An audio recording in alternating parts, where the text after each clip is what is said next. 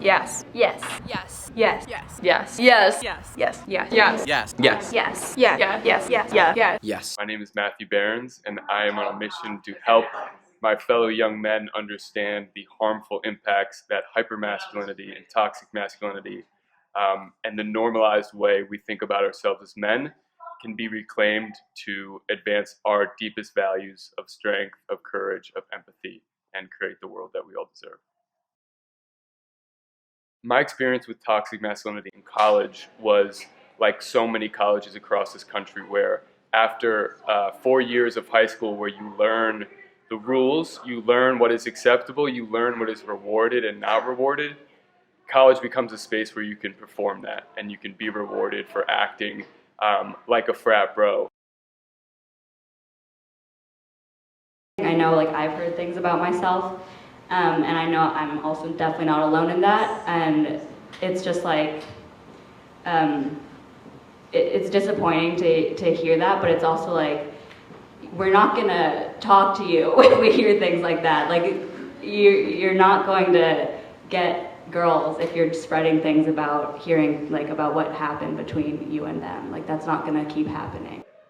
And I internalized that for early part of my college career, where even though I had a clarity and awareness of how destructive these notions of manhood are, they're very powerful in making guys base their self-worth off of how many girls you hook up with. It's like a core belief that like women are to be owned and to be possessed by someone who wants to use them for their own benefit. We are humans. We deserve respect. That's just it. It can be a psychological trap that guys fall into with or without knowing it. And I definitely fell into that trap, but realized that it was a mask, it was fake, it was not who I actually was, and it was inhibiting the opportunities for me to be the person I was meant to be.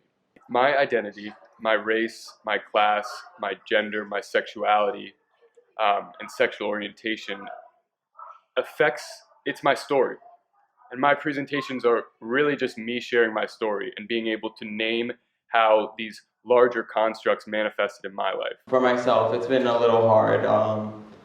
As a gay student, as a person of color, just being here, representing a group of people that I don't know is necessarily spoken about. And so you can't talk about gender without talking about race and class and other deeply powerful forces in society that are telling us what's acceptable and not acceptable, what is success and what is not success, and that what is honestly keeping our country divided and disconnected and adversarial with each other are these unprocessed pieces of our identity that gets manipulated and targeted.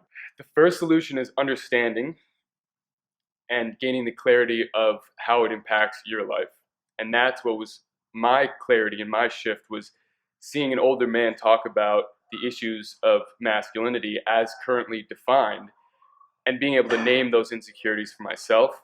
And for so many guys, I think the first step is naming what you're going through as real, as harmful, and then you can start to work to build the courage to start to act differently with yourself and with others. I think maybe one of the worst things to do is to just write it off and say like, oh, I don't really see that problem. It's like, well, maybe you don't see that problem because part of the reason it's continuing to be a problem is because it's not being exposed. I would like to see every high school recognizing that they have a duty and should take pride in the responsibility of providing a space for young people to develop the skills to be active participants in this society. But I think that's what we all want from both sides, is an open communication without having that defensiveness.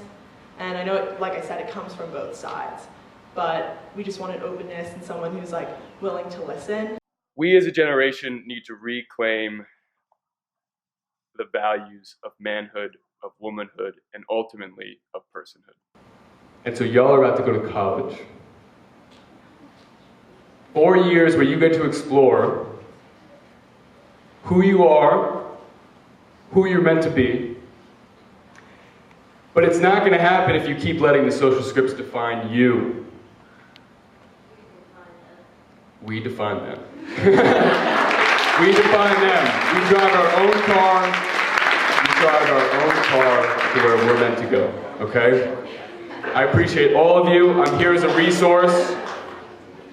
Good luck these next couple months. Thank you.